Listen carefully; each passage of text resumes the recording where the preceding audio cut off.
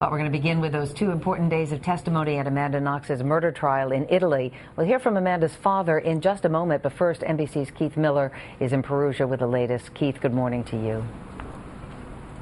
Good morning, Meredith. Well, in fact, the prosecution wrapped up its case against the American student Amanda Knox over the weekend with a 5-hour cross-examination. But Knox stood her ground and once again insisted she is innocent. The experienced prosecutor was expected to take Knox's alibi apart, but the 21-year-old from Seattle remained calm and concise on the stand. Speaking fluent Italian, Knox testified that she was not at the house she shared with Meredith Kircher when the exchange student from England was brutally murdered. The testimony contradicts a statement she gave to police shortly after her arrest, that she was in the house during the crime and identified an innocent man as being there too. Over 2 days of cross-examination, Knox maintained her version of events. She claimed she was confused, describing a 14-hour interrogation as a crescendo of police pressure.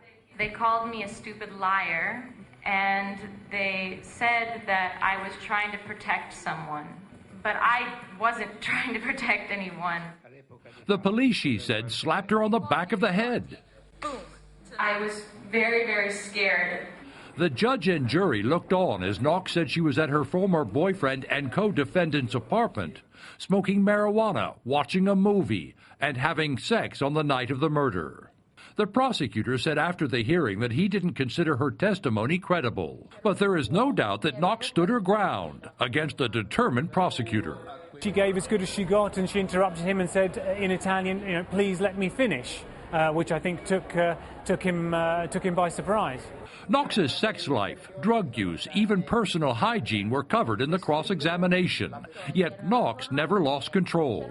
Amanda did very well because she sounded confident and convincing. I hope she was able to convince the jury. And the jury is being asked to accept the theory of the prosecutor that Knox held a knife at Kircher's throat while the girl was being sexually abused by Rudy Guedi. Guedi was convicted of the crime in an earlier trial and was sentenced to 30 years in prison.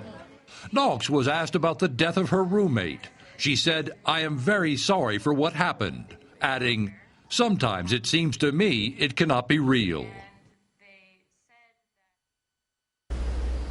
The trial will resume next week with the defense putting its case out. The first witness up is Knox's mother, Etta. She will be talking to her daughter. In fact, she got the first phone call after the murder was discovered from her daughter, so she'll be taking the stand. With me now is Knox's father, Kurt.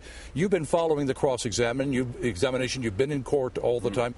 How is your reaction to your daughter's performance on the stand? Actually, I think she did a great job. I mean, she was very articulate in the answers she provided. She looked in the judge's eyes, she answered all of the questions, and she was not intimidated by the prosecutor during his cross-examination. Do you think that the press and public here in Italy will have changed their thoughts about Amanda and this crime?